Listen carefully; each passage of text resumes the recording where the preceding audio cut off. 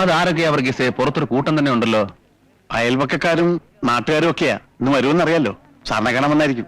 ഓഹോ, സോളക്സ് പോലെ ഒരു സാധനം കൊണ്ടുവരാനാ നോക്കിയത്, പക്ഷെ അതിവിടെ വർക്കൗട്ട് ആയിട്ടില്ല. നാട്ടിൽ നിന്ന് ഒരു പാർസൽ വന്നിട്ടുണ്ട്. നീ ഒപ്പിട്ട് കൈപ്പറ്റിക്കോ. ഞാൻ കൈപ്പറ്റി, നീ കൈപ്പറ്റി. ആൾക്കാരെ മൊത്തം വലിപ്പിക്കാൻ വേണ്ടിട്ട് എന്താ പറയാ, സോപ്പാണ് 150 രൂപ പോയി. 150 10 രൂപയുടെ പ്രയോജനം പോലും. എന്റെ പുറകെ വരരുത്, ഇവിടെ ആകെ പ്രശ്ന. എന്റെ കയ്യിൽ കാശ് കിട്ടട്ടെ, ഞാൻ ഉടനെ വീട്ടിലെത്തിക്കാം. എടാ ആദ്യം നിന്നെ എന്റെ കയ്യിൽ കിട്ടട്ടെ, കാശ് വീട്ടിൽ കിട്ടും. ലോകേഷിന്റെ കരിയറിലെ ഏറ്റവും മോശം ഫിലിം. മോശം വളരെ മോശം. ലിയോ കുറച്ചുകൂടെ ബെറ്റർ ആണെന്ന് തോന്നി. ഇത് അതുപോലും ഇല്ല.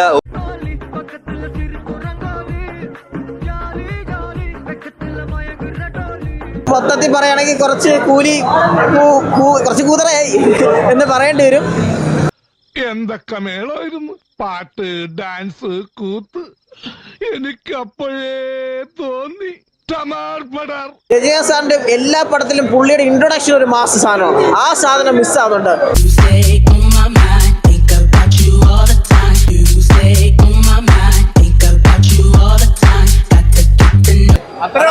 സൗമ്യനോ ഇത്രയും മുണ്ടാപ്പാട്ട് വന്ന് ലാസ്റ്റ് കൊണ്ടൊന്ന് പിടിച്ചു മൂടി കളഞ്ഞല്ലാണ്. എനിക്ക് അതിലാണ് വിഷമം.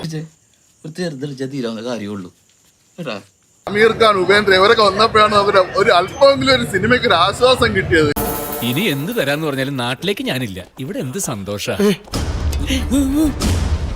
ഇന്റർവെല്ലിൽ സീറ്റിൽ നിന്ന് എഴുന്നേക്കുന്ന് കാണുമെന്നാ പറഞ്ഞ, പക്ഷെ ഞാനൊക്കെ സീറ്റിൽ എഴുന്നേന്ന് പോയി, ഉറങ്ങിപ്പോയി. ഓ, ഇതൊക്കെ കേട്ടിട്ട് എന്റെ വൈറ്റമിൻ സി ചോർന്ന് പോണു വിക്രമാ. വൈറ്റമിൻ 3X ഉറങ്ങിപ്പോയെന്നല്ലേ, ഇരുന്ന് പോയി. ഇത് കണ്ടിട്ട് എഴുന്നേക്കാൻ പോലും ഒന്നും തോന്നിയത് പോലും ഇല്ല. എന്റെ ചങ്കിലാ കൊള്ളുന്നത്. ഓരോരുത്തന്മാര് കളിയാക്കുമ്പോ മുറി കയറ്റി സൽക്കരിച്ചിട്ട് നീയൊക്കെ കുടിയനം മാറി.